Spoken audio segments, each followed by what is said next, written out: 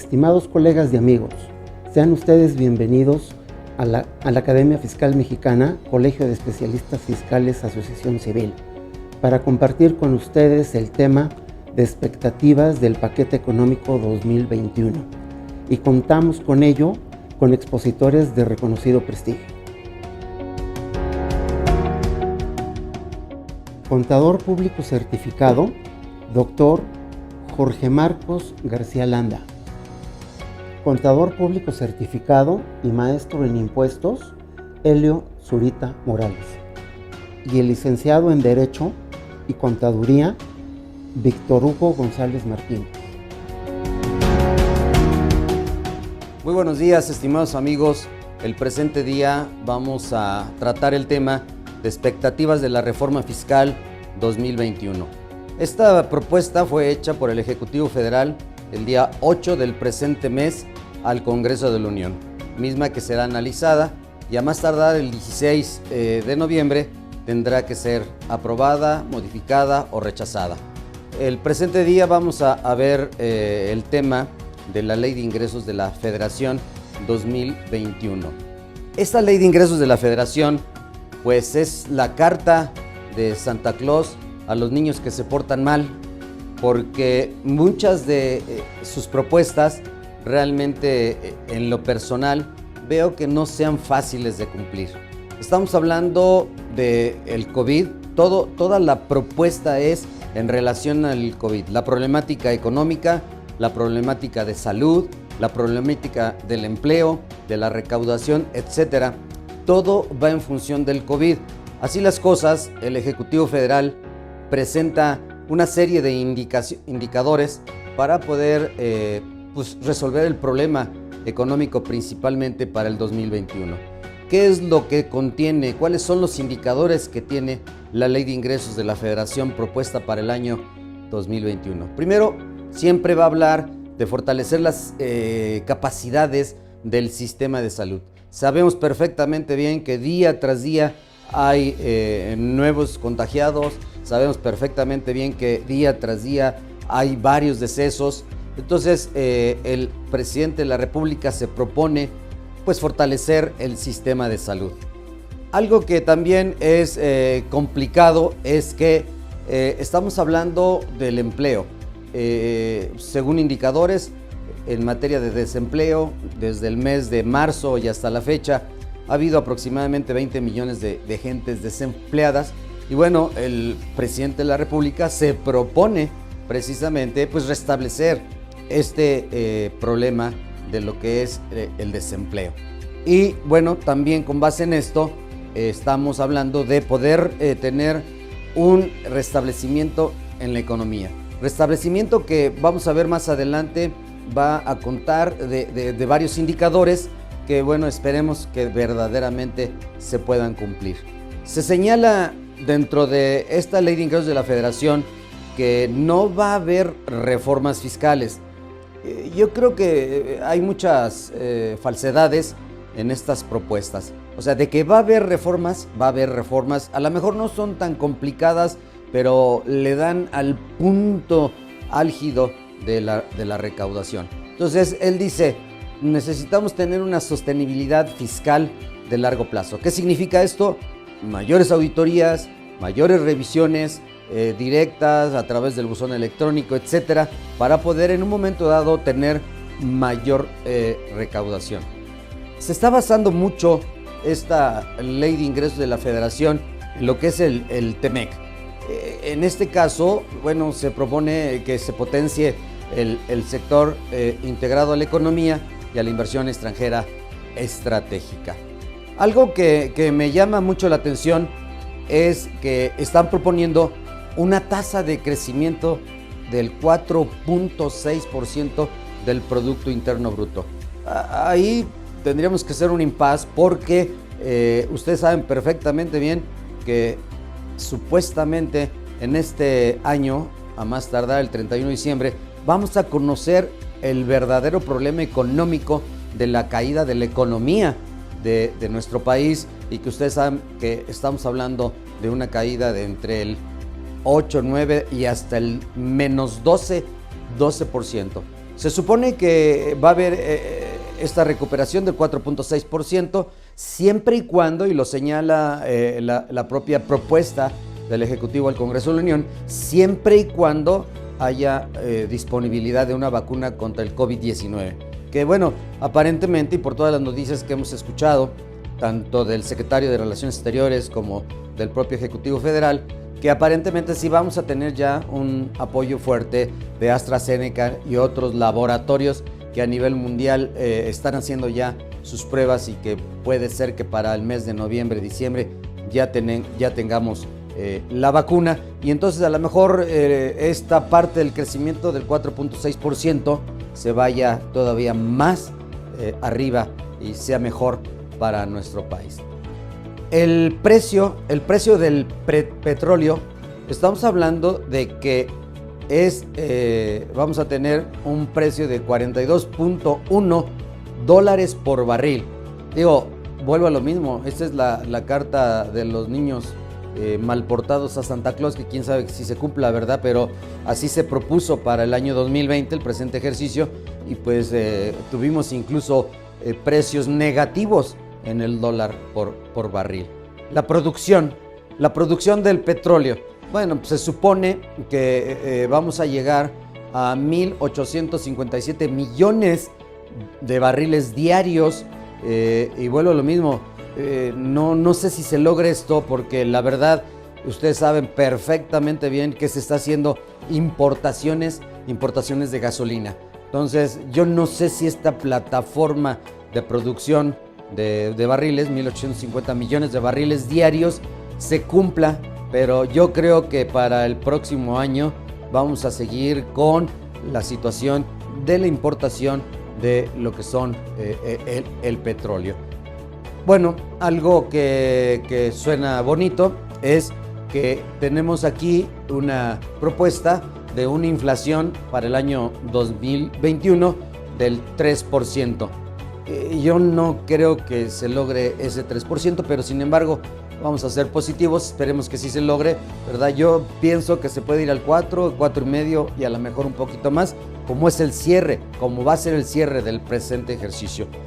Otra de las cosas interesantes y que también espero que se cumplan es el tipo de cambio. El tipo de cambio peso dólar en este año pues se fue hasta 25 pesos por dólar. Y ahí, bueno, hubo muchos problemas para todos los empresarios que tenían deudas en dólares, ¿verdad? Porque en este caso pues tuvieron unas pérdidas importantes. Se espera que haya un tipo de cambio promedio y de cierre de 22.1 pesos por dólar y 21.9 pesos por dólar promedio. 22.1 promedio y 21.9 para el cierre del ejercicio. ¿Y cómo se va a lograr incentivar la economía? Ese es el tema más importante, ¿verdad? Pues lógicamente que no se va a lograr por el presupuesto de ingresos de la Federación. Va a ser difícil que se logre por la recaudación. Sin embargo, aquí dentro de la propuesta que hace el Ejecutivo Federal al Congreso de la Unión, es que se va a lograr simple y sencillamente por un endeudamiento interno y externo. Un endeudamiento interno de 700,000 millones de pesos y de 5.2 mil millones de dólares respectivamente. Entonces esto es lo que va a hacer el gobierno federal, pedir préstamos al extranjero o emitir bonos o emitir una serie de instrumentos que le van a hacer llegar recursos al gobierno federal. Eso es como se espera que se incentive la economía. Y bueno, un tema importante, como ya lo habíamos señalado, ¿cómo vamos a lograr esa economía, esa reestructuración de la economía? Pues dice simplemente con un sostenimiento de una estructura fiscal, mayor recaudación, mayores revisiones, aun cuando la ley de ingresos de la Federación no incorpora nuevos impuestos, otras leyes federales como puede ser la ley del impuesto sobre la renta, la ley del impuesto al valor agregado, la ley del IEPS, sí contempla nuevas contribuciones. Y bueno, lo que dice aquí la propuesta es pues también reduciendo la evasión fiscal. Esto significa que va a haber pues mayores mayores revisiones. Y como hoy son tan fáciles las auditorías, hoy no tenemos que recibir agentes del Servicio de Administración Tributaria para una revisión. Simplemente nos lo hacen a base de estadísticas o a base de consultas a través de el buzón electrónico. Entonces puede haber mucha recaudación, vienen las reformas en la ley de impuesto sobre la renta, vienen las reformas en la ley del IVA, que no me voy a meter en ese tema porque otros compañeros van a hablar de esta parte de impuesto sobre la renta y de impuesto al valor agregado y de Código Fiscal de la Federación. Bueno, en la parte de la ley de ingresos de la Federación se tienen presupuestados recursos que va a recibir el gobierno federal por 5.583.1 mil millones de pesos.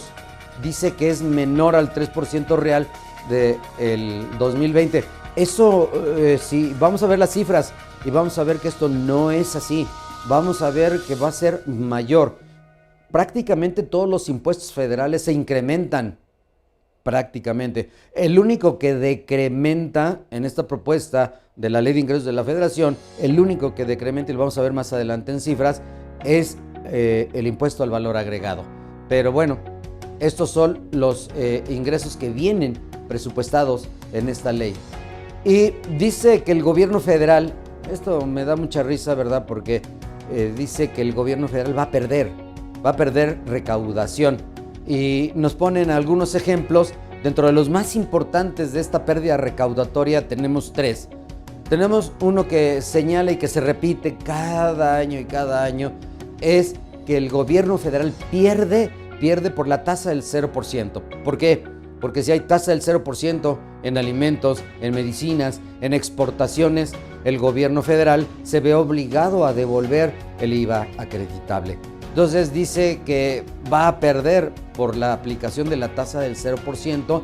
Y yo creo que eso nos lo han repetido muchas veces, pero se ha también hecho propuestas, ¿verdad? En política de ingresos se han hecho propuestas pues de quitar esta tasa del 0%, simplemente ponerla exenta y se acabó. Claro, tiene unas implicaciones graves para la población en general, porque ahora tendrían que pagar IVA en alimentos, tendrían que pagar IVA en medicinas y se tendría que pagar IVA por otros conceptos, ¿no? Dice que hay una pérdida recaudatoria de 298.574 millones de pesos, que corresponde al 1.16 del Producto Interno Bruto. Y también tenemos otra pérdida recaudatoria, que son los ingresos exentos en materia de impuesto sobre la renta por los salarios, por las exenciones de los salarios, que también a mí se me figura que esta es una total falacia. ¿Por qué? Porque sí, efectivamente hay ingresos exentos en el artículo 93 de la Ley del Impuesto sobre la Renta, pero por otro lado vemos en el artículo 28, en la fracción 30ª de la Ley del Impuesto sobre la Renta, que esos ingresos exentos no son 100% deducibles. Entonces, yo no veo dónde está la pérdida recaudatoria, porque por un lado hay exentos para los trabajadores, pero por otro lado hay no deducibilidad para los patrones. Entonces, dice, aquí hay una pérdida de 168.331 millones de pesos, que significa el 0.65 del Producto Interno Bruto. Y por último, y esto sí es cierto, en estímulos fiscales dice que también va a tener el gobierno federal una pérdida recaudatoria en lo que se refiere a los estímulos fiscales de 75.985.000 millones de pesos, que es el 0.29 del Producto Interno Bruto. Entonces eso es lo que dice la Ley de Ingresos de la Federación en esta propuesta del Ejecutivo Federal al Congreso de la Unión. Vamos a ver qué tan cierto es. Continúa esta parte de la tasa de recargos y de la tasa por pagos a plazos. Se vuelve a repetir y tenemos que en el caso de la tasa de recargos sobre saldos insolutos es del 0.98%, no es ni siquiera el 1%, pero en donde se encajan un poquito más es en la tasa de pagos a plazos, que en este caso tenemos el 1.26% para plazos hasta un año, y luego tenemos el 1.53% para plazos entre 1 y 2 años, y posteriormente tenemos el 1.82% para plazos mayores a 2 años. Y bueno, otro tema importante, y esto creo que pues, sí vale la pena comentarlo, es que el fisco federal puede en un momento dado quedarse con mercancía que proviene del comercio exterior. O sea, de repente se hacen importaciones y pues no se cumplen con los requisitos legales en materia de importación, y lo que hace el gobierno federal, en este caso el SAT, es quedarse con esa mercancía. Se queda con esa mercancía. Puede ser que el propietario de la mercancía no gane nada, o sea, no gane ningún recurso, y se tenga que quedar esa mercancía a favor del fisco federal. Eso es por una parte. O por otra parte, también hay mercancías abandonadas. Entonces esa mercancía abandonada o requisada por las operaciones de comercio exterior, pues esto dice la ley de ingresos de la Federación, que estas mercancías puedan ser designadas, asignadas a los estados y o municipios.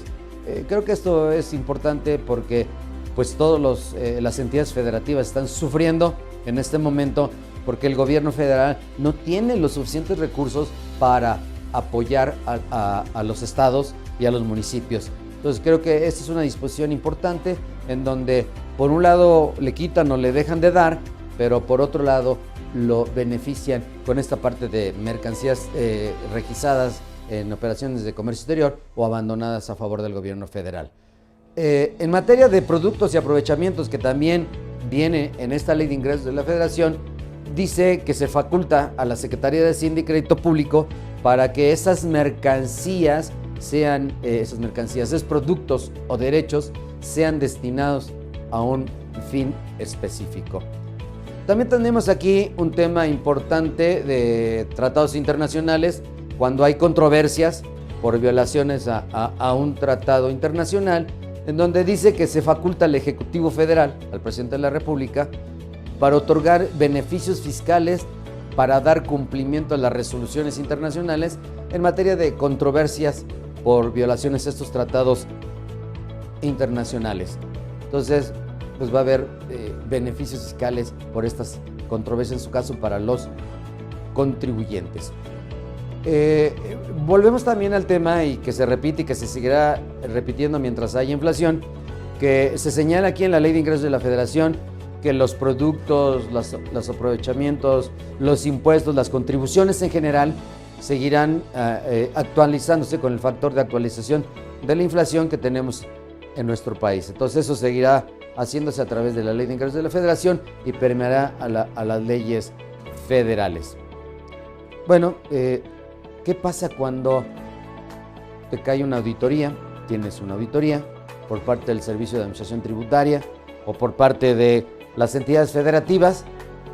Pues sabes perfectamente bien que al final de la revisión, que a la última acta final de auditoría, pues sabes perfectamente bien que te van a dar un crédito, a imponer un crédito fiscal.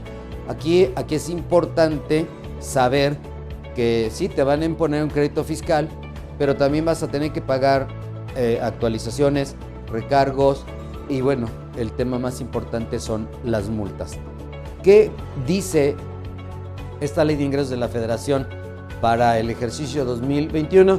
Se repite prácticamente, es lo mismo, que te están señalando que con el acta final de auditoría y antes del cierre de la última acta, pues puedas tú autocorregirte. Si tú te autocorriges, pues tendrás una disminución de las multas que te imponga el gobierno federal de hasta el 100%.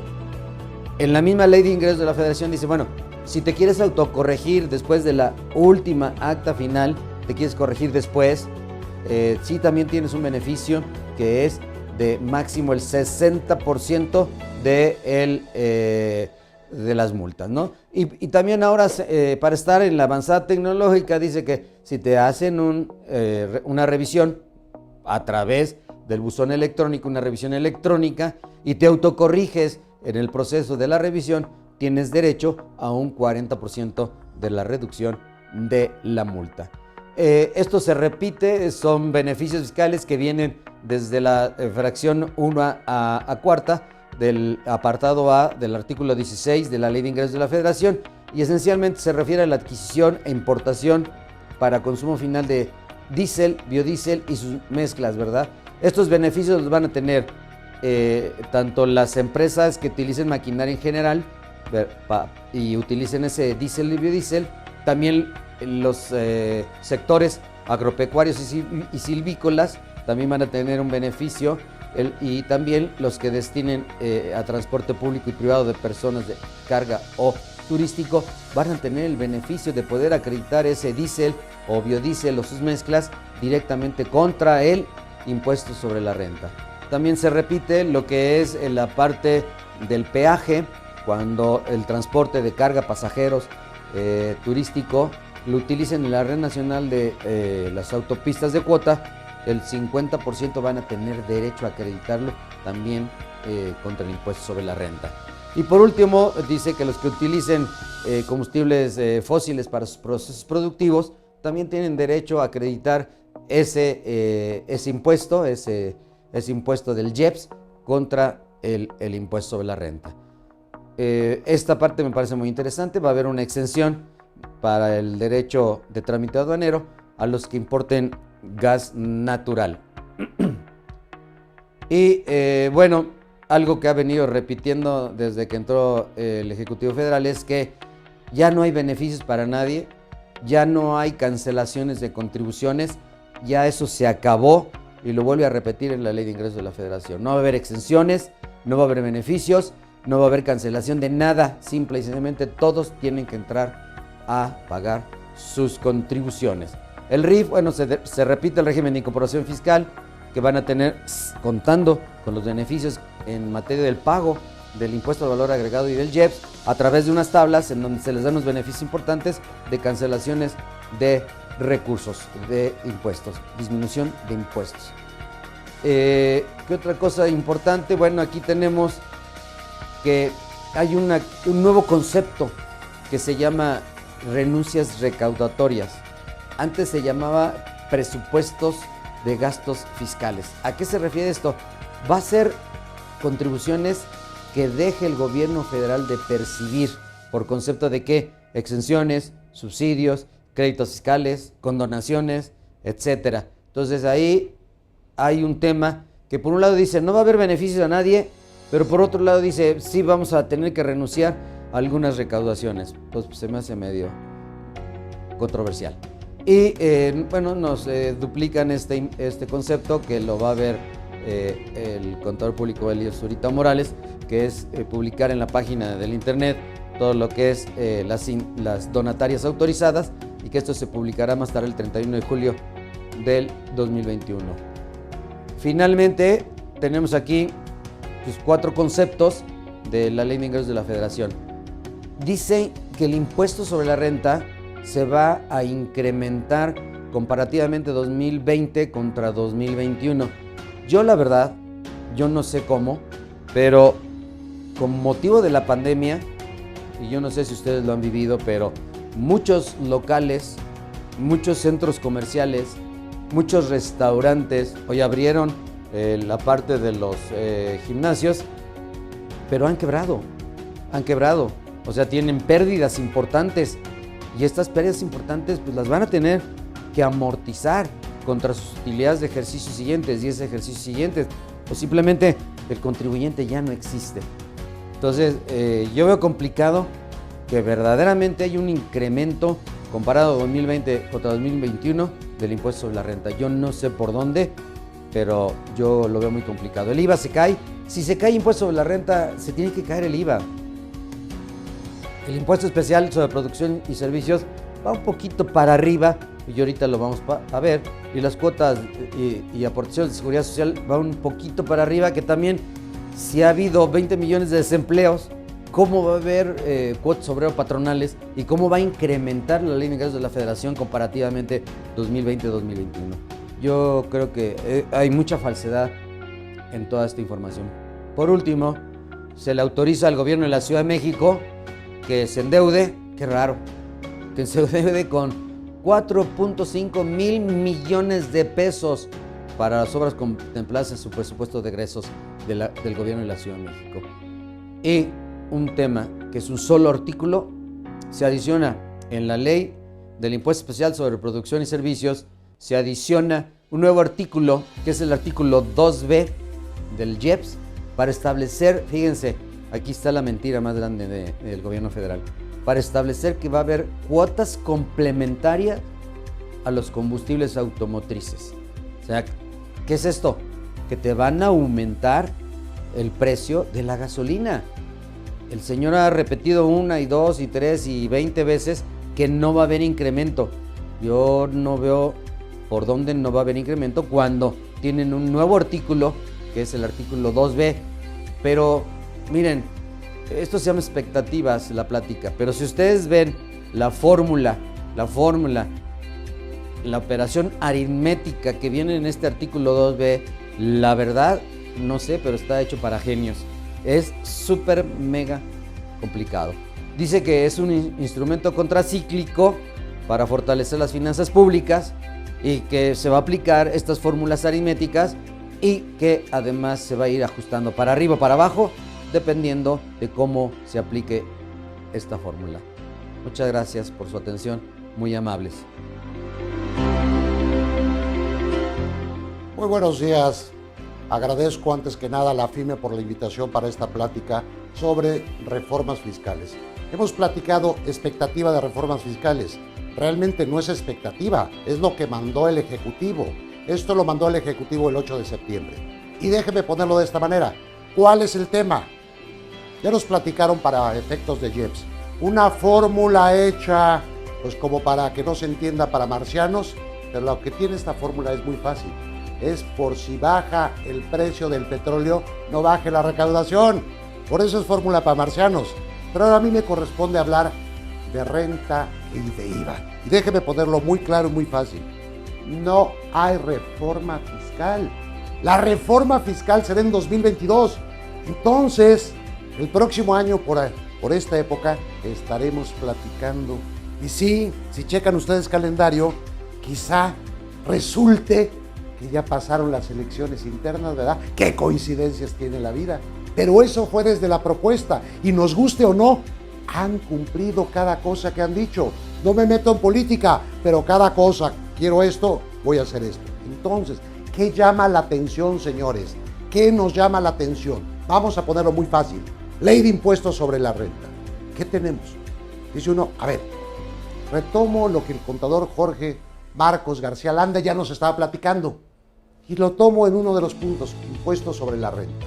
A ver, punto importante, dice aquí, oye, vamos a pasar de 1,852 miles de millones de pesos a 1,908. Pues está muy bien, una variación del 3%, está muy bien, pero ¿qué no acaso tenemos COVID? ¿Qué no acaso este año tenemos problemas fuertes? Ahora, nos comentaban, según Ley de Ingresos, es un presupuesto pensando en que ya no hay COVID para el próximo año. ¿Y qué nos dicen las farmacéuticas? Pues a mediados del próximo año a lo mejor ya tenemos vacuna y vamos a ver. Entonces pende de hilitos. Entonces, ¿qué pasa? ¿Cuál es la parte preocupante? Vamos a llamarla así. Reforma, y vámonos a renta. Reforma fiscal de impuestos sobre la renta. ¿Cuál es? Que no hay reforma. Entonces, señores, si estaban pensando un beneficio como deducción inmediata, aunque fuera temporal, no la hay. Flexibilización para el tema de intereses, no lo hay. Ya saben ustedes que tienen límites para deducir los intereses. Si ahorita yo como empresario busco mantenerme vivo, ¿qué voy a hacer? Pues financiarme. ¿Y qué va a pasar? Que tengo que pagar intereses. No debiera de haber un beneficio o temporalmente esas limitantes que conocemos para deducir intereses, flexibilizarlas, pues no las hay. Bueno, dentro de todo, ¿cuáles son las buenas noticias? Reformas que estaban sonando como gravar las herencias o las donaciones que ahorita estén exentas, está el run run desde que empezó este sexenio y quizá desde antes, propuesta en cámaras, donde quieren grabarlos y existe el riesgo. Ahorita técnicamente Cámara de Diputados lo puede hacer, sí, claro que sí, como Cámara de Origen, saca y dice todo lo que mandó el Ejecutivo más esto.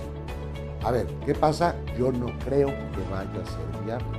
Entonces, ¿qué sucedió? ¿Qué nos dice el Ejecutivo? Pues mira, de acuerdo a la promesa que hicimos, no vamos a aumentar impuestos. Vamos entonces, ¿cómo vamos a recaudar? Eficiencia recaudatoria, dice. Ok, Si hablamos de quitar corrupción, evitamos de hacer malos manejos, pues está perfecto. Pero toda la reforma, ¿dónde viene? El Código Fiscal de la Federación. Ahí vienen los acotujones que nos van a poner. ¿Qué tenemos entonces para renta? Ningún beneficio. ¿Qué se toca? Podríamos decir, la reforma de este año de impuesto sobre la renta se llama reforma donatarias. Se llama la reforma de las donatarias. ¿Por qué es esto, señores? Porque resulta que hay una idea, que a mi juicio es un poco exagerada o incorrecta, de que las donatarias no están pagando indebidamente impuestos y se están haciendo cosas malas, por lo cual, ¿qué se busca hacer? Ajustar el régimen de las donatarias. Déjeme empezar con el primero. Programas de escuela-empresa. Esto es muy fácil y muy sencillo. Nos dicen durante 23 años, ¿qué crees? Donde se ha podido que las escuelas-empresas sean donatarias, sean título 3, dicen, ¿sabes qué? Solo una, y perdió la autorización desde 2019. Por tanto, esto no está operando, matémosla. Entonces, es muy específico lo que hay para donatarias. ¿Vamos? Fíjense y colóquense todo el mundo pensando, título 3, donatarias. ¿Vamos? ¿Qué vamos a ver? ¿Qué vamos a pensar? Al final del día lo que tenemos, ¿saben qué es? Muy fácil y muy sencillo. Que a lo mejor tenemos una institución que está apoyando labores que originalmente son del Estado y está ayudando. Pues, ¿qué crees? Dice el Estado, han estado ustedes exagerando, han hecho malos manejos, vamos a tener que limitar y vamos a tener que ver cómo hacemos mejor las cosas. Ok, y esto de las donatarias se parece un poquito al Excel. Todo el mundo piensa que lo conoce, pero a fondo nadie lo conocemos, porque siempre salen cosas nuevas. Y déjenme poner un poco de claridad en lo que estoy diciendo. Fíjense, tenemos nosotros, en el artículo 79 de la ley, nos dice, oye, tenemos ciertas asociaciones que, por ejemplo, se dedican a la investigación científica, tecnológica, las que otorgan becas, preservación de flora y fauna, especies en peligro de extinción, todo eso. ¿Dónde está el cambio? Que si ahora quieres estar aquí, tienes que ser donataria autorizada. Si no eres donataria autorizada, ya no puedes estar en el título 3. Si no puedes estar en el título 3, ¿qué hago? No me importa si eres asociación civil o lo que tú quieras. Te vas a título 2 como cualquier contribuyente a pagar impuestos. Ah, no, entonces me voy a donataria. Si tú te metes como donataria, chécale primero. Chécale bien, porque el patrimonio automáticamente dejó de ser tuyo. Así lo dice el artículo 82 y dice de manera irrevocable. ¡Aguas! Ahora bien, nos dan mucho plazo para hacerlo. No es un error de la lámina. Dice el 1 de enero de 2021. ¿Pero qué no la reforma entraría en esa fecha? O dice para esa fecha tienes que ser donataria. ¿Qué esperaríamos? Que en cámaras den un plazo mayor para que lo puedan realizar este tipo de instituciones. ¿Qué más tenemos? Fíjense. ¿Con qué sencillez está lo planteado en esta lámina? Se propone que cualquier comprobante que no tenga CFDI sea un remanente ficto. Es decir, las donatarias hay casos donde sí pagan impuestos. Por ejemplo, ingresos omitidos, compras no realizadas indebidamente registradas, ¿sale? Gastos que no sean deducibles, y actualmente dicen, excepto cuando dicha situación se deba a que el comprobante no reúne requisitos fiscales. Esto tiene una razón de ser. Imagínense la donataria apoyando a quien está en la sierra, ¿está de acuerdo? Al niño pobre de la sierra, y tiene que gastar para cumplir con su objeto social. ¿O de dónde va a sacar el CFDI? Pues entonces, ¿qué dice la propuesta del Ejecutivo? Pues para que paguemos todos, porque hay quien no paga. Entonces, pues, ¿qué crees? Vamos a presionar por este lado. ¿Está bien? Nada más que hay un tema. Van a tener que pagar el 35% sobre ese comprobante que no reúna requisitos fiscales. Yo no sé si esto se ha estudiado a profundidad, pero el efecto que puede tener es tremendo. ¿Y por qué? Porque muchas donatarias entonces lo que empezarán a hacer es comprobemos con lo que se tenga de CFDI. ¿Qué va a suceder entonces? Que tú vas a meter un comprobante que a lo mejor conseguiste por ahí de un uso personal porque fui y compré una pluma. Pues entonces va a haber un problema ya de un gasto que no corresponde a esa donataria y el problema va a ser mayúsculo. No solamente es que ya no tengas CFDI, Es que a lo mejor se acerca un maloso, un EFO, y me da un comprobante. Eso va a llevar a la donataria a un problema mayúsculo. Hay que verlo en su justa dimensión. Ahora bien, fíjense, siguiendo con este tema, ¿qué creen? Nos dice el Ejecutivo, las donatarias deben de mantenerse de donativos. Pues por gusto, yo lo recibiría los donativos, pero en México no hay suficiente gente que done. Entonces yo como donataria, para cumplir con mi objeto social, ¿qué hago? Pues me salgo a buscar recursos. Ok, con mi objeto social, busco que me den. Me dice el fisco, no. ¿Qué crees? Hay muchísimo dinero que tú estás recibiendo que no tiene que ver con tu fin. Y entonces, por lo tanto, ¿qué crees? Si es más del 50%, dejas de ser donatario. Y entonces me entregas tu patrimonio. Y chau, chau, y tributas en el título 2. Esto es gravísimo, porque incluso no es totalmente claro, porque dice no relacionados con su objeto social. Mi objeto social es ayudar a niños en extrema pobreza. ¿Cuál es mi objeto? Defínelo de forma muy grande. Pues yo tengo unos estatutos que tiene el SAT autorizados. ¿Qué voy a hacer? Aguas, si tienes una donataria y esto pasa como está, ten cuidado, dejarías de ser donataria, pierdes autorización y ya lo sabes, tu patrimonio pasa a un tercero. Aguas con eso. ¿Qué más tenemos? Continuando con el tema de las donatarias y su patrimonio, ¿qué nos propone la reforma? Simplemente nos dice, tienes que mantener a disposición del público en general, ¿qué crees? De manera específica, todo lo referente al patrimonio. ¿Por qué? Porque había interpretaciones, a mi juicio erróneas, que tenías que tener nada más cierta información. Aquí nos dice, toda la información del patrimonio tiene que ser transparente. Hay que recordar, cuando es una donataria, renunció de manera irrevocable a cualquier beneficio. Es decir, en el momento que yo tengo una donataria, ya no es mía, ni del gobierno, ni de nadie, es de los donantes. Todo esto tiene que ver con la transparencia. Ahora, fíjense, tenemos causales y procedimientos para perder la autorización para ser donatarios. Actualmente vienen en reglas misceláneas. La reforma consiste en simplemente llevar lo que tenemos en la regla 3, 10, 15, llevarlo a ley para dar más seguridad jurídica. ¿Ok? Ahora bien, también nos dice, ¿qué crees? Que cuando tú dejes de ser donataria, te vas a tributar en el título 2. Déjenme hacer un breve paréntesis. Acá hay un gran desconocimiento de cómo se maneja una donataria. Frecuentemente me dice la gente, oye, ¿cómo paga impuestos la donataria? Pues algunos de un lado, otros de otro. No es cierto, señores.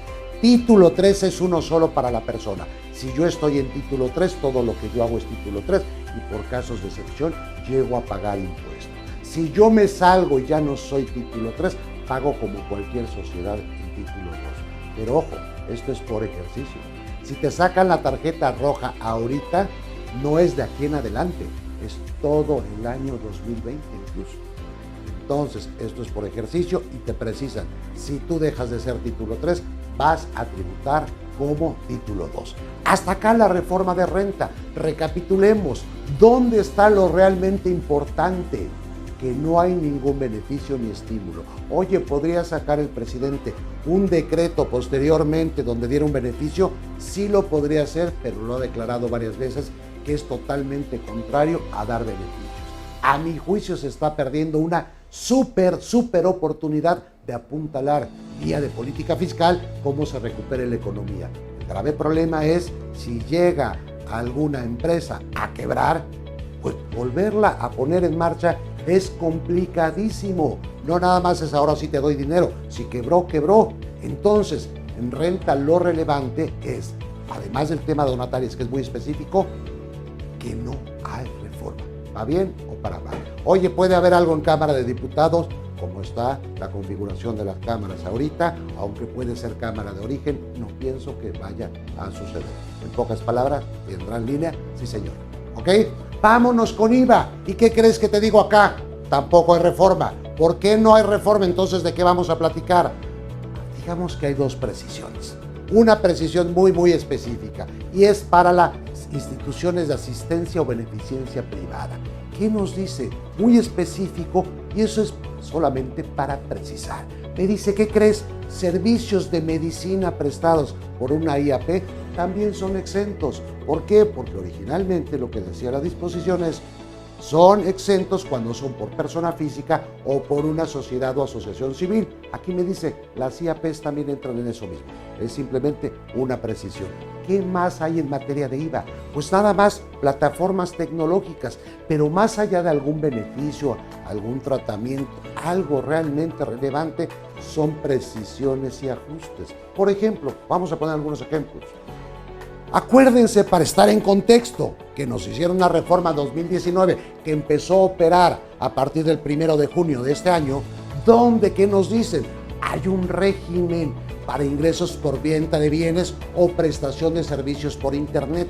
Acuérdense de esta, vamos a llamarle economía colaborativa, donde yo tengo recursos que no están plenamente ocupados, llámese una casa, ¿estamos de acuerdo? Llámese un coche que lo quiero ocupar para transportar gente, etc. Eso se le llama economía colaborativa. ¿Qué pasa entonces? Hay una plataforma tecnológica que es la que hace posible todo esto. Entonces dice, pues vamos a apoyarnos porque esa persona que tiene un ingreso tiene que pagar. Entonces, a partir de este año, digamos que ya no es que los hayan grabado, porque luego escucho eso. Oye, ya lo están grabando. Ojo.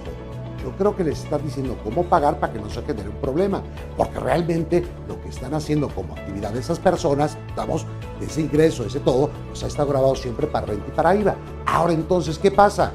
Aquí está la forma, desde este año, reforma 2019, repito, para que se haga el pago mediante retención por la persona moral que reside en México o el extranjero. Y la retención se efectúa sobre el ingreso antes de considerar IVA para renta y se genera un IVA que también se retiene. Hasta ahí lo que platico de esa reforma. Ahora vámonos a los cambios para este año. Pues, ¿qué crees? Que hacemos una precisión o se promueve una precisión. Fracción 2, artículo 18b, ¿qué me dice? Si se graban los siguientes servicios, descarga, obsequios, imágenes, eso es lo que ya venía. Pero también venía intermediación entre terceros, que sean oferentes de bienes y servicios y los demandantes, y ahí viene la parte. Excepto enajenación de bienes muebles usados, esa parte se quita. Queda entonces hasta acá. La parte de bienes muebles usados se propone eliminar. Ok. ¿Qué más nos dice, señores? Hablemos de residentes en el extranjero que proporcionan servicios digitales a través de estas plataformas que estamos platicando. ¿Qué pasa? Si proporciona servicios digitales a receptores que se ubican en territorio nacional, sí, y los servicios se prestan a través de la plataforma, sí, hombre. ¿Qué pasa? La obligación de pago de IVA a través de las plataformas, se establece la obligación para que la plataforma sea la que retenga el 100% de IVA. Ahora bien, ya que te puse que retengas el 100%, pues hay ciertas obligaciones que ya no tienen razón de ser. Entonces, se libera a las plataformas digitales que procesan estos pagos de la obligación de proporcionar al SAT cierta información, porque ya no hace lógica. Estamos, ya se está pagando, reteniendo el impuesto. Mismo tratamiento que comentamos acá será aplicable si el servicio digital del residente del extranjero sin establecimiento en México se presta por conducto de plataformas digitales que residan en el país. ¿Ok? ¿Qué más tenemos, señores? Pues otra vez venimos al tema. Se prevén sanciones. ¿Qué dijimos al inicio? Lo que se quiere es fiscalizar. Vamos a ser optimistas de una manera más eficiente. Está muy bien. Sanciones ante ¿qué? Incumplimiento de ciertas obligaciones. ¿Cómo cuál podría ser? Para ese residente del extranjero que presta servicios digitales a través de plataformas. Por ejemplo, si no te inscribiste en el RFC, designación del representante legal, trámite de la firma electrónica avanzada, ¿qué crees? Como medida de apremio, te puedo bloquear temporalmente el servicio digital, cancelación de inscripción ante el RFC y baja del listado de inscritos. Te bajo el switch en pocas palabras. Ahora, esto también aplica si no se paga el impuesto o no se presentan las declaraciones informativas en 3 meses seguidos a las que tienes obligación o 2 periodos trimestrales consecutivos, según sea el caso. ¿Qué más nos dicen, señores? También nos habla del procedimiento que debe agotarse para bloquear temporalmente el servicio digital. ¿Esto qué busca? Pues dar reglas claras de cuándo se va a aplicar. Ahora, ya será tema de los abogados decir qué tan claras son o no, o qué tanto podrían cambiar o no. Ahora, también nos dice algo que es muy obvio. Nos dice, ¿qué crees? Tú tienes que manejar tu IVA por separado y que el usuario sepa cuánto IVA se está cobrando. Pero si no, no hay problema. Le pones una leyenda que dice, mi precio es 116 pesos, IVA incluido. Sale. Si el receptor lo solicita, le tienes que emitir su comprobantito, ¿estamos? Y enviárselo. Y ¿sabes qué, señores? Con el IVA desglosado, en su caso, porque así lo está solicitando. Hasta ahí llegamos entonces a nuestra reforma IVA. Recapitulemos entonces qué tenemos para renta, para IVA, hasta la propuesta del Ejecutivo, simple y sencillamente precisiones donde se siente que se está abusando. Ahora procederemos con el licenciado Víctor Hugo a platicar sobre Código Fiscal de la Federación y los efectos fuertes que trae esta reforma. Por mi parte es todo. ¿Qué tal? Buenos días. A mí me corresponde hablar sobre las reformas al Código Fiscal de la Federación para el ejercicio que continúa. En realidad este es un tema apasionante, lo del Código Fiscal de la Federación. Es un tema que contiene muchos aristas muy importantes, sobre todo en contra del contribuyente. Vamos a analizar detenidamente cuáles son las nuevas modificaciones a este código que están causando un gran impacto en el ámbito empresarial. Yo pudiera mencionar que en dos grandes vertientes, las reformas al Código Fiscal de la Federación vienen a incidir directamente en el tema recaudatorio y en el tema de fiscalización. ¿Cómo puede incidir en el tema recaudatorio? Bueno, pues cuando, por ejemplo, nos dicen que tenemos que solicitar comprobantes fiscales. En esa medida, cuando se nos impone esa obligación, evidentemente se promulga que a través de que el contribuyente solicite esos comprobantes, pues entonces el que lo expide pues pague los impuestos.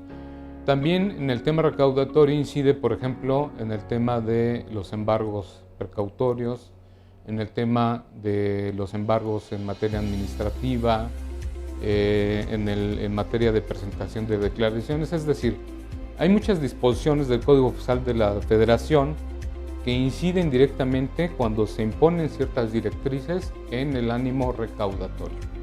De tal suerte que, de esta manera, cuando las autoridades fiscales reforman el Código Fiscal de la Federación, a través de ciertos candados, ciertas directrices, se puede incrementar la recaudación y, como lo decíamos, va muy de la mano también con el tema de la fiscalización.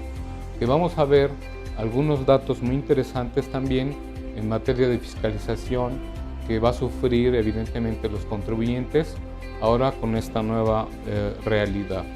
¿A qué nos referimos? Nos referimos a que ahora se quiere implementar, por ejemplo, que se usen herramientas tecnológicas para la fiscalización del contribuyente. Vamos a ver a lo largo de esta charla unos temas muy importantes que, como vengo insistiendo, se han venido a modificar algunos artículos para que haya mayor fiscalización en contra del contribuyente.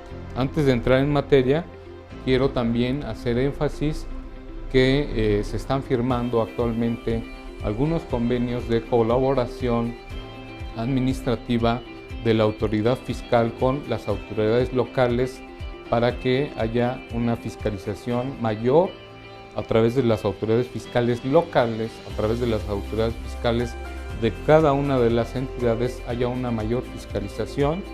¿Y cuál es la condicionante? Bueno, que estas autoridades fiscales locales que ya tenían esa facultad, pero que ahora se le está dando mayores herramientas, se le está dando ahora mayor poder para fiscalizar a los contribuyentes. De esta manera, estamos hablando de que lo que se pretende es que exista una mayor amplitud, un mayor, digamos, que se pueda alcanzar al mayor número de contribuyentes. Hemos mencionado que muchas veces, por ejemplo, la Federación tiene un número determinado de contribuyentes que puede fiscalizar y va dirigida a esos contribuyentes una fiscalización más específica. ¿Por qué? Porque se ha demostrado a través del valor de la fiscalización de aquello que se conoce como lo que se invierte contra lo que se recauda, se ha logrado demostrar que cuando la fiscalización es más selectiva, cuando es más específica, cuando hay un análisis en contra de los contribuyentes a los cuales fiscalizar y también de los cuales se pueda obtener una recaudación importante, entonces ya estamos hablando de una fiscalización dirigida. De tal suerte que cuando la Federación hace este tipo de fiscalización, tiene un número, digamos, reducido de personal que puede llegar a hacer esa fiscalización.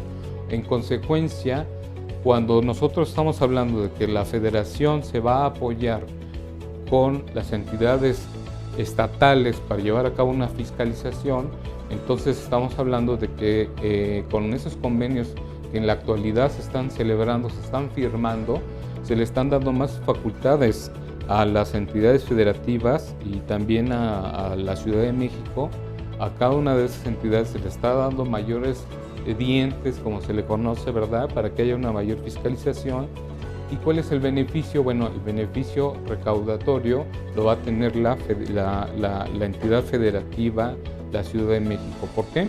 Porque de lo que ellos hagan mayores auditorías, van a obtener una mayor recaudación. Es decir, lo que ellos cuando lleven a cabo una fiscalización y ellos determinen contribuciones, multas, actualización, etcétera, etcétera, todos los accesorios, todo lo que ellos determinen a través de una auditoría va a ser para su propio beneficio. Ahora ya hablamos de la Ley de Ingresos de la Federación y también del presupuesto.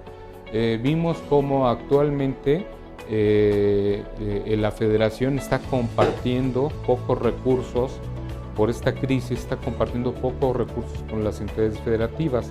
¿Esto qué se traduce? En que las entidades federativas van a requerir recursos. ¿Y cómo se van a llegar de recursos?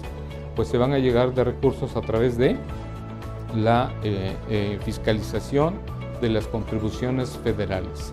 Si bien es cierto que las entidades pueden recaudar, por ejemplo, algunos temas como predial, algunos otros temas de contribuciones locales, pero lo cierto es que vamos a observar que a través de estas auditorías de contribuciones federales, como pudiera ser el impuesto de la renta, el IVA, etcétera, etcétera, cuando las entidades locales, estatales, realicen este tipo de fiscalización, van a obtener una recaudación que va a ser necesaria para cubrir su gasto público. De esta manera, ya dijimos que la Federación está compartiendo pocos ingresos con las entidades federativas. Y entonces se van a ver con mucha necesidad de obtener ingresos propios para poder cumplir con ese gasto público. De esa manera, vamos a observar que no solamente se va a incrementar la fiscalización por la Federación, sino que esta fiscalización también se va a incrementar por las entidades federativas. Ese es un tema muy fundamental, porque mucha gente desconoce que las entidades federativas pueden llevar a cabo auditorías de la contabilidad a los empresarios, a los contribuyentes. Mucha gente desconoce que puede llegar a una auditoría, digamos, por el gobierno del estado de Morelos, por el gobierno del estado de Chihuahua, etcétera, etcétera, de cada una de las entidades. Pero no, lo cierto es que esta facultad ya la tienen desde hace muchos años, pero ahora se le va a dar mayor impulso de fiscalización, como ya dijimos, con el propósito recaudatorio, eminentemente recaudatorio.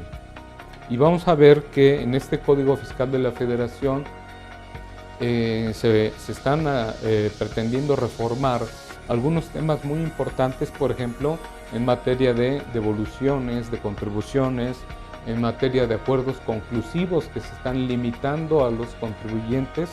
Que ese acuerdo conclusivo, cuando un contribuyente tiene una auditoría y que se puede acercar a la Procuraduría del contribuyente, de la defensa del contribuyente para celebrar un acuerdo conclusivo, estamos viendo cómo ahora ya se está coartando a través de decirles que en ciertos casos el contribuyente no puede llevar a cabo celebración de acuerdos conclusivos. Por ejemplo, cuando ellos están clasificados como EDOS o como EFOS, y también, por ejemplo, nos dice que cuando una vez celebrada el acta final, nos dan 15 días para que se pueda celebrar el acuerdo conclusivo, y si se excede de dicho plazo, pues entonces ya no se podrá celebrar el acuerdo conclusivo. De esta manera, vemos que también están viéndose coartados algunos beneficios en favor de los contribuyentes. Pero para mí también es muy importante decirles que, si bien es cierto, algunas reformas al Código Fiscal de la Federación solamente son algunas adecuaciones con algunas palabras,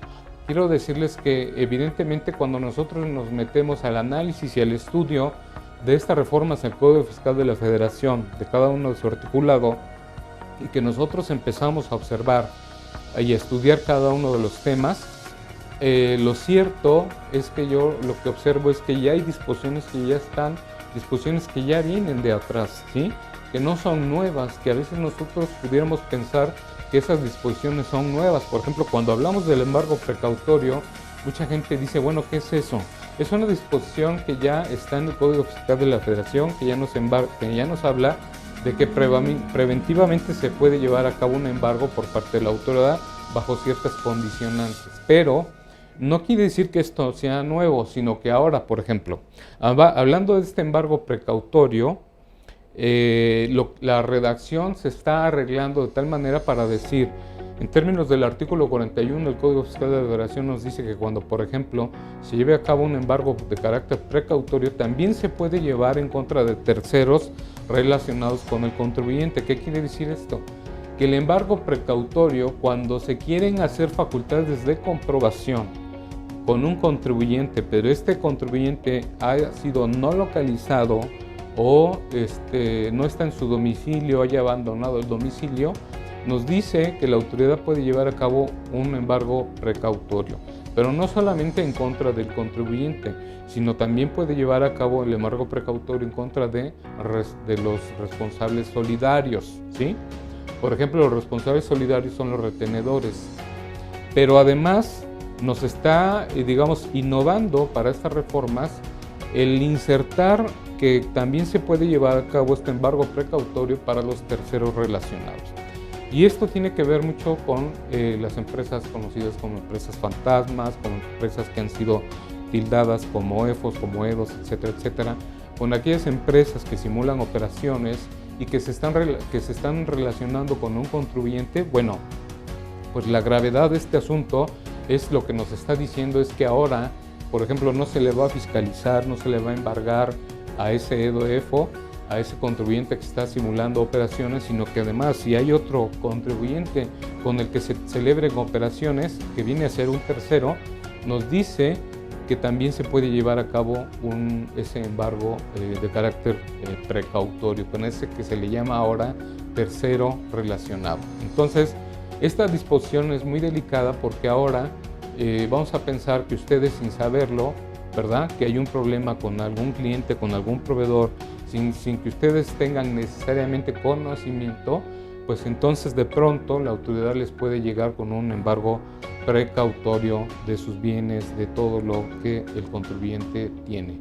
Esto es muy importante tomarlo en cuenta porque puede llevar a cabo una sorpresa por parte de las autoridades y ustedes verse inmersos en este tipo de embargo precautorio. Pero bueno, quiero insistirles que esta figura jurídica del embargo precautorio no quiere decir necesariamente que sea una figura nueva, sino que esta figura ya existe desde hace muchísimos años, pero que se le ha dado un impulso muy importante. Es decir, se le están dando herramientas cada vez más herramientas a la autoridad, herramientas de fiscalización, herramientas de congelamiento de cuentas, de embargos, etcétera, etcétera, herramientas que las autoridades han visto que necesitan para atacar la evasión fiscal. Así como esa disposición, tenemos otras disposiciones también en materia de reformas al Código Fiscal de la Federación que no vamos a encontrar en la lámina porque pues necesitaríamos unas 200 láminas, ¿verdad?, para desarrollar toda esta charla, sino que aquí brevemente les quiero hacer énfasis que de aquellos tópicos, aquellos artículos que han sido modificados, sobre todo aquellos que digamos que son muy trascendentales para la vida del contribuyente. Por ejemplo, se me ocurre ahorita el tema de la contabilidad, de que ahora se tiene que conservar también las actas de asamblea, ahorita lo vamos a explicar más ampliamente las láminas, se tiene que conservar conjuntamente con la contabilidad, el tema de notificaciones, que ahora se puede hacer el uso de herramientas tecnológicas por parte de la autoridad para llevar a cabo una notificación cuando sea de carácter personal. Otro es el tema de las notificaciones por estrados, que son aquellas notificaciones que cuando no se localiza al contribuyente, este tipo de notificaciones se publican en la página del SAT. Ahí se le da a conocer al contribuyente de que hay en contra del contribuyente alguna notificación. ¿Por qué? Porque no se le localizó al contribuyente, abandonó el domicilio, no quiso recibir, etcétera, etcétera. Recordemos que hay una herramienta importante que tiene el contribuyente que se le conoce como notificación por estrados. Insisto, las notificaciones por estrados son aquellas cuando hay una oposición de parte del contribuyente, pero que la autoridad tiene una herramienta jurídica cuando se le notifica a través de esta modalidad, a través de la página del SAT. Y nos dice que ahora, en lugar de ser 15 días cuando se debe de mantener publicada esta notificación para que el contribuyente pueda tener conocimiento de esta notificación, ahora esta notificación por estrados va a ser como máximo que va a estar publicada por el término de 6 días. Esto es muy delicado porque si antes el contribuyente era difícil que tuviera conocimiento de estas notificaciones por estrados con, digamos, la permanencia de 15 días que estuviera esa notificación colgada en la página del SAT y que el contribuyente pudiera tener oportunidad de saber de esa notificación, pues ahora se le reduce en lugar de ser 15 días a 6 días, lo cual me parece que va en contra de los derechos del contribuyente. Es una disposición muy delicada porque eso, en lugar de darle una difusión para que el contribuyente tenga conocimiento y él pueda enterarse de que hay una notificación en su contra, entonces ahora se reduce, insisto, a 6 días. Fíjense bien cómo la autoridad tiene ahora en sus posibilidades herramientas muy fuertes, sin que necesariamente el contribuyente tenga conocimiento de que hay una auditoría en su contra. Nos dice el Código Fiscal de la Federación que ahora, actualmente, las auditorías se pueden llevar en la modalidad electrónica. Nos dice también que las notificaciones se pueden llevar a cabo a través del buzón tributario, se pueden llevar a cabo en la modalidad electrónica. Nos dice el Código Fiscal de la Federación que tanto la primera notificación se puede llevar de manera electrónica, después la auditoría de manera electrónica, el contribuyente puede desahogar las pruebas de manera electrónica, la autoridad ya concluye con su fiscalización de manera electrónica y al final del día puede notificar también de manera electrónica el crédito fiscal al contribuyente, pues entonces al final de cuentas todo ya es electrónico. Y nos dice que también ya se le puede dar a conocer al contribuyente cuando existe un congelamiento de cuentas, un embargo de manera electrónica. Por ejemplo, cuando la autoridad quiere llevar a cabo un embargo o un congelamiento, más bien un embargo, pero que no sea físico, por ejemplo, que a lo mejor no tenga necesidad de acudir a una oficina porque no requiere embargar físicamente pues el mobiliario y todo lo que tenga el contribuyente, la mercancía, la maquinaria, etcétera, etcétera, pero sí tiene otra herramienta, por ejemplo, para llevar a cabo un embargo de las cuentas bancarias, que ahí ni siquiera tiene que poner un pie el auditor o el ejecutor puede poner un pie o ni siquiera necesita poner un pie en el domicilio del contribuyente, sino que esto ya se notifica de manera electrónica. Y si a esto le sumamos, como ya decíamos, que también existe la notificación en la modalidad de estrados, que es esa notificación que se publica en la página web del SAT, pues entonces ya todo se realiza de manera electrónica. Y también el cobro de las contribuciones, pues ¿qué es lo que va a hacer el fisco? Pues cobrar, recaudar, extraer de las cuentas bancarias del contribuyente de manera electrónica. Entonces veamos cómo todo esto ha cambiado, se ha modificado de manera muy sustancial, pero que esto no es nuevo, esto ya viene de años anteriores incluso de las reformas muy importantes. Yo recuerdo que hubo una reforma trascendental en el año de 2010, justamente hace 10 años, una reforma muy revolucionaria, muy importante, donde el contribuyente se vio sojuzgado a través de todas estas herramientas y a través de todas estas modalidades. ¿Qué quiero decir con esto? Pues que bueno, ahorita lo que estamos haciendo con esta reforma al Código Fiscal de la Federación para el ejercicio de 2021, lo único que se están haciendo ciertas adecuaciones, ¿verdad?, en contra del contribuyente para reforzar las actuaciones de la autoridad. Y así tenemos un sinnúmero de disposiciones, por ejemplo, el control de los sellos de fiscalización, de facturación de los contribuyentes, etcétera, etcétera. Una serie de adecuaciones, por ejemplo, también de las razones de negocios, una serie de temas que nosotros hemos visto que a veces las empresas desconocen. Bueno, vamos a dar la primera lámina. Aquí nos está hablando el artículo 5A del Código Fiscal de la Federación, donde nos dice que, si bien es cierto, se está quitando un párrafo donde dice que esta razón de negocios ya no podrá ser calificada en el ámbito penal por lo que hace el Código Fiscal de la Federación, es decir, porque lo están sacando del Código Fiscal de la Federación para dejarle un efecto jurídico determinado exclusivamente en el ámbito de determinación de contribuciones y accesorios. Pero aquí lo que se pretende no es quitarle el ámbito penal, sino únicamente se está sacando, pero no quiere decir que si, por ejemplo, a un contribuyente que se le sancione como que no realizó operaciones económicas que cumplan con las razones de negocios del artículo 5A, no quiere decir que no se le pueda perseguir en el ámbito penal. Que quede clara esta parte, sino que lo único que está haciendo esta disposición del 5 del Código Fiscal de la Federación es hacer énfasis que en específico lo que se refiere al código es que su intención es la determinación de contribuciones y de accesorios, y que ya en el ámbito de defraudación fiscal ya será otra disposición la que será a cargo.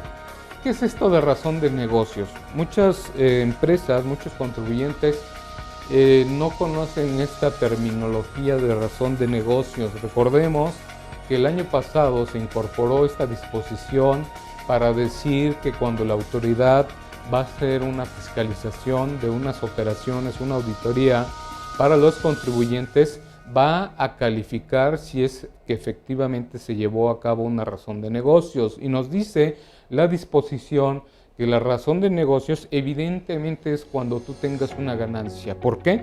Porque el fisco parte de una premisa. Tú no vas a llevar a cabo una operación económica si no tienes el propósito económico, es decir, si no tiene como propósito el obtener una ganancia, ¿verdad? Esa es la meditación, el propósito que nos dice el fisco que debe de perseguir todo negocio. Entonces, en conclusión, ¿qué quiere decir esto? Quiere decir que cuando las autoridades fiscales lleven a cabo una fiscalización de la contabilidad, tiene la posibilidad de verificar y de calificar si el contribuyente llevó a cabo una cierta operación con una razón de negocios. Es decir, que el contribuyente no haya llevado a cabo una operación, se me ocurre, con el propósito de llevar a cabo una simulación de las operaciones. Si, por ejemplo, el contribuyente presenta en su contabilidad algunas facturas donde dice que contrató a algún contribuyente para hacerle unos estudios de mercado, nos dice el fisco que deberá de hacer un análisis, deberá de contar con una documentación comprobatoria que soporte verdaderamente en qué consistió esos estudios de investigación de mercados, ¿sí? Que no sean unas operaciones inventadas o unas operaciones simuladas. Eso es lo que nos dice el artículo 5A. Y entonces, ¿qué consecuencia va a tener? La consecuencia que va a tener es que el fisco va a decir, tu operación no cumple con la razón de negocios. Entonces, en consecuencia, me tienes que pagar contribuciones. Me tienes que pagar el impuesto de la renta, me tienes que pagar el impuesto al valor agregado porque tu operación nosotros sentimos que no cumple y que no llevaste a cabo con esa finalidad, con ese propósito de razón de negocios. ¿De acuerdo? Ese sería, digamos, el concepto, digamos, de explicarlo de una manera clara, sencilla, una manera más, digamos, contundente de qué consiste una razón de negocios, pero que sin duda es una de las disposiciones más fuertes, más importantes que se contienen hoy día en el Código Fiscal de la Federación. No pierdan de vista el artículo 5A del Código Fiscal de la Federación, porque es un artículo trascendental, incluso para nosotros como abogados. Nosotros en los litigios, en las defensas que estamos llevando actualmente en los tribunales, nosotros vamos a defender a los contribuyentes de esta calificativa que la autoridad va a usar como la razón de negocios. Y nosotros nos toca asesorar a los contribuyentes para que reúnan toda su documentación, soporte, contratos, fotografías, etcétera, etcétera, contabilidad, pólizas, cheques, transferencias, etcétera, etcétera, toda la documentación que nos sirva de soporte para que el contribuyente pueda salir avante en esta fiscalización de la autoridad. Muy bien. Tenemos aquí que en el artículo 17H del Código Fiscal de la Federación nos dice que cuando la autoridad deberá resolver en 3 días al contribuyente cuando se deje sin efectos los sellos, ¿sí? En este caso se va a ampliar a 10 días para que la autoridad pueda emitir su resolución. Es decir, cuando el contribuyente sufra una afectación por parte del fisco y se le deje sin efectos los sellos para que ellos puedan facturar, el contribuyente tiene la posibilidad de presentar toda su documentación y todo su arsenal probatorio para que la autoridad le reactive, ¿verdad? Le reactive los sellos digitales para que pueda seguir facturando. Anteriormente la autoridad contaba con 3 días para resolverle al contribuyente. Vemos que estos días eran insuficientes. Hoy día, con esta reforma al artículo 17H del Código Fiscal de la Federación, lo único que se está ampliando es que en lugar de ser 3 días va a pasar a 10 días para que la autoridad pueda emitir una resolución. Se supone que esto, pues en ánimos de darle certeza al contribuyente. Bueno, la realidad es que muchas veces el contribuyente lo que necesita es una celeridad, es decir, una prontitud para que el contribuyente reciba su resolución favorable y se pueda reactivar los sellos. Pero bueno, en este caso, sí, efectivamente, en lugar de ser 3 días, pues se va a tener lamentablemente que ampliar a 10 días más hasta 10 días para que la autoridad pueda emitir esta resolución. Entonces, esto hay que tomarlo en cuenta para que el contribuyente que se vea afectado con estas, afectación de que se le deje sin efectos los sellos de facturación, que recordemos que son aquellos casos cuando el contribuyente no está localizado, cuando el contribuyente no se le ha encontrado como que está simulando operaciones, cuando los contribuyentes también no han presentado declaraciones por más de 2, 3 declaraciones, también se le puede dejar sin efectos. Cuando no presente su declaración anual, a más tardar, fíjense bien, a más tardar al mes siguiente de cuando se le venció el plazo de la declaración anual. Lo mismo para personas físicas, es decir, hay varias hipótesis sobre las cuales las autoridades pueden dejar sin efectos estos sellos para la facturación, que evidentemente, pues recordemos que cuando a un contribuyente se le deja sin sellos de facturación, pues lo único que se le está haciendo es coartar la posibilidad de facturar y evidentemente de cobrar, evidentemente se le está limitando su operación económica al contribuyente, ¿sí? Entonces esto evidentemente es muy delicado y nosotros debemos de estar muy alertas, porque recordemos que también hay cuando se deja sin efectos de manera definitiva, o hay algunos casos cuando se les deja sin efectos de manera temporal. En algunos casos a los contribuyentes se les deja sin efectos de manera temporal, por ejemplo, cuando no han presentado declaraciones, se les restringe el uso de los sellos digitales para la facturación, y en ese caso el contribuyente pues inmediatamente va a hacer la solicitud a la autoridad para que le reactive, y la autoridad le va a poder reactivar estos sellos, pero también de manera temporal para que estén posibilidades de facturación. Imagínense una empresa que no tenga posibilidades de facturación, pues evidentemente pues el negocio no sigue en marcha, no puede facturar, no le va a poder pagar a los proveedores, no le va a poder pagar a a los empleados, etcétera, etcétera, etcétera, ¿no? Entonces, una situación bastante complicada. También en el artículo 17H bis del Código Fiscal de la Federación nos dice que cuando se restrinja de manera temporal los sellos a los contribuyentes, que ya hemos estado refiriendo, anteriormente de la reforma pues se podía presentar en cualquier tiempo una aclaración, una petición para la autoridad para que le pudiera restablecer el uso de los sellos de facturación. Pero ahora, en ánimo de darle una certeza, digamos, al contribuyente, nos dice que a más tardar el contribuyente podrá presentar esta aclaración para que la autoridad le restituya de la restricción de los sellos, es decir, para que se le pueda volver a dejar que facture en el término de 40 días, ¿sí? ¿Esto qué quiere decir? Que el contribuyente va a poder tener 40 días a más tardar para que se le pueda, para que él pueda presentar su aclaración, y la autoridad le va a recepcionar estas aclaraciones en ese término, y después ya va a hacer un estudio, una valoración para ver si el contribuyente se le va a restituir esta posibilidad de facturación. Es importante mencionar que los días que nosotros mencionamos y los días que siempre referimos cuando estamos hablando del Código Fiscal de la Federación, estamos hablando de días hábiles. Recordemos que invariablemente, aunque no nos diga en el Código Fiscal de la Federación si los días son hábiles o son días inhábiles, invariablemente estaremos hablando de días que son hábiles, es decir, que de estos 40 días se van a descontar los sábados y domingos, y se van a descontar también aquellos días que sean oficiales, por ejemplo, cuando no se trabaja, 1 de mayo, etcétera, etcétera, 16 de septiembre y así. Los días oficiales se van a descontar para que de esta manera esos 40 días, ya insistimos, van a ser días exclusivamente hábiles, ¿sí? En la siguiente lámina estamos hablando de que ahora, fíjense cómo nos llama la atención el artículo 29 del Código Fiscal de la Federación, aquella disposición donde se impone al contribuyente la obligación de expedir los contribuciones, los comprobantes fiscales digitales, ¿sí?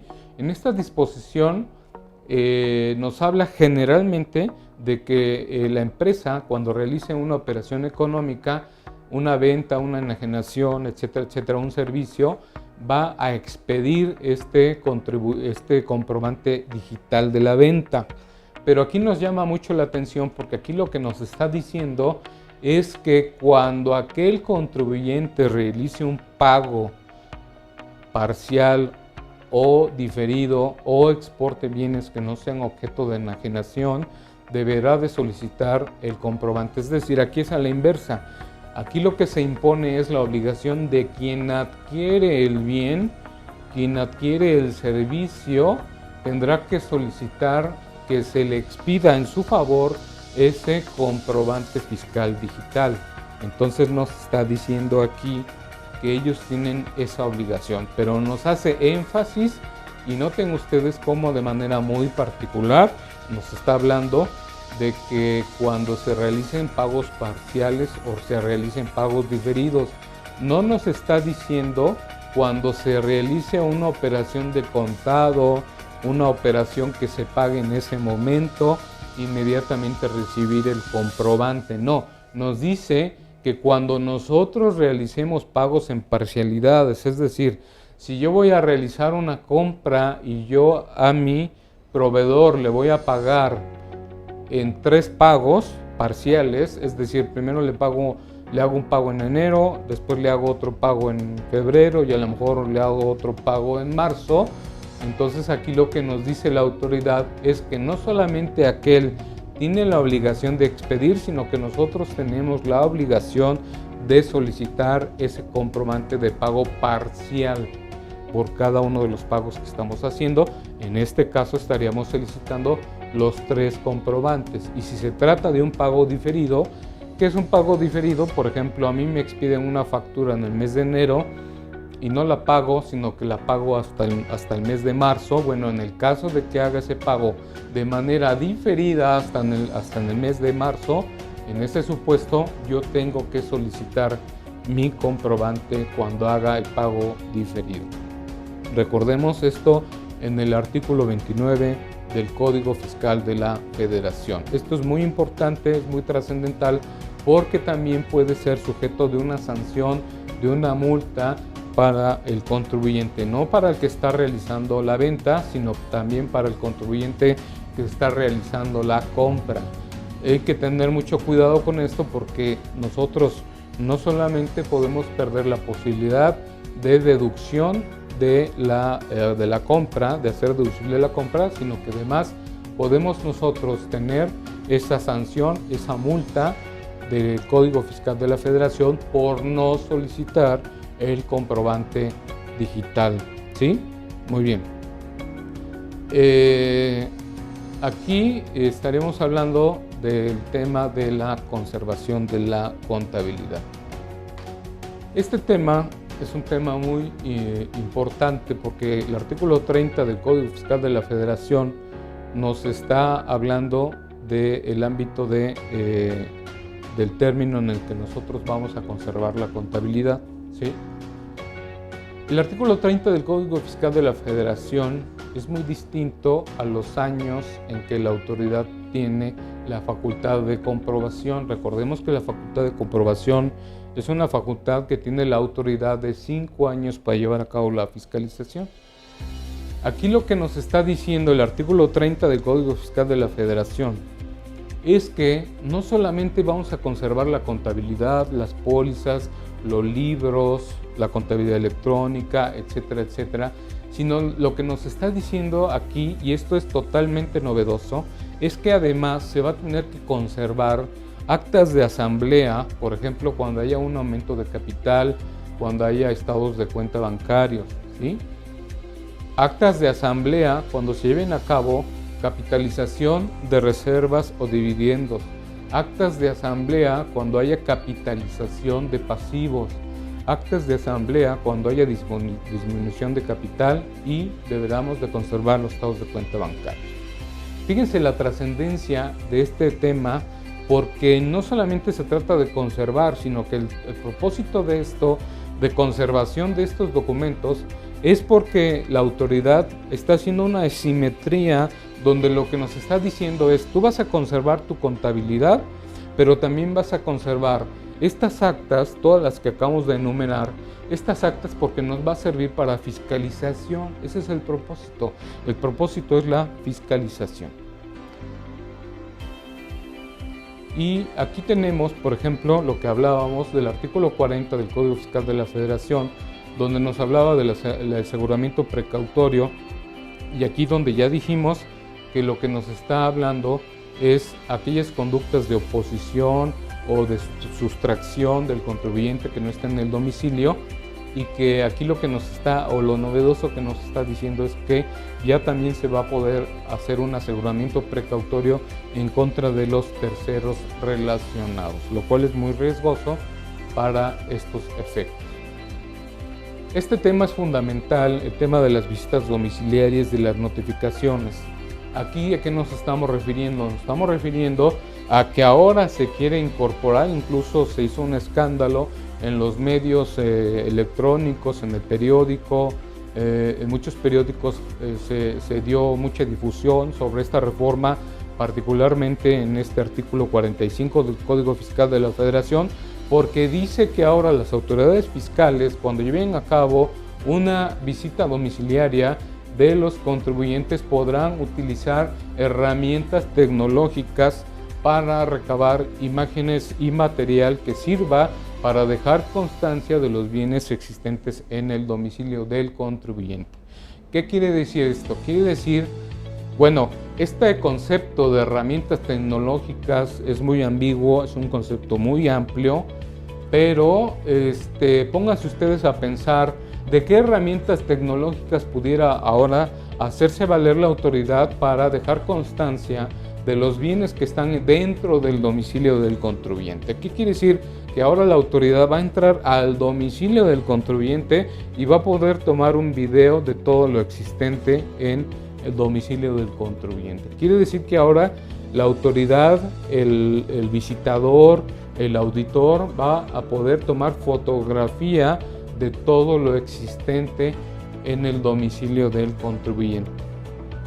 Sí, a manera de conclusión, decimos que esta reforma al Código Fiscal de la Federación evidentemente es violatoria de los derechos de los contribuyentes por los diversos conceptos que hemos expuesto en esta ocasión, esencialmente destacando el tema de los embargos precautorios a los terceros relacionados, cuando se acota el derecho de los contribuyentes a los acuerdos conclusivos, las revisiones fiscales que van a hacer sobre las devoluciones de IVA o de impuestos de los contribuyentes que van a ser sujetos de fiscalización, y también cuando se les solicita a los deudores de los contribuyentes que ellos sean los que le paguen al fisco de manera directa los adeudos que se tengan con los contribuyentes, para que esa recaudación llegue directamente al fisco cuando tengan créditos fiscales.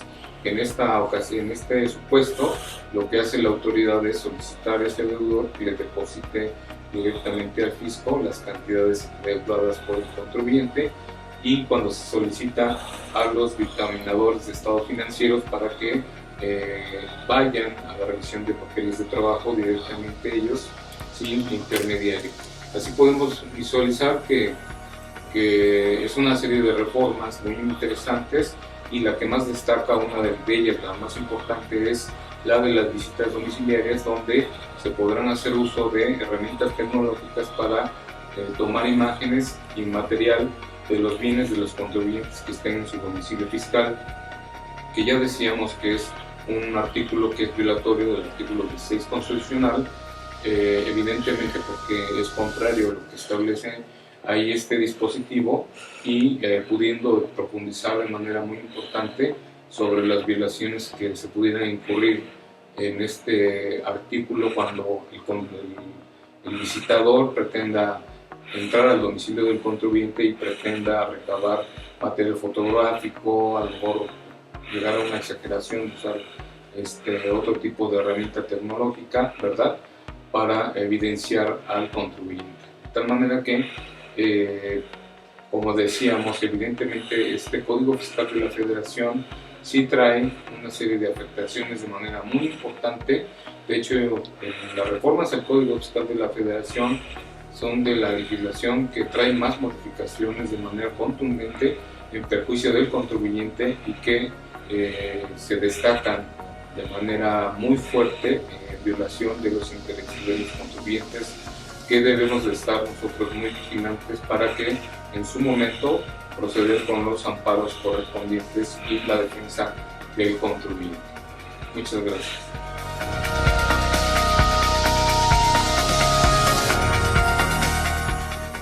Agradeciendo su presencia, me despido de ustedes, contador público certificado Alejandro Laya Ortiz, presidente del Consejo Directivo Nacional.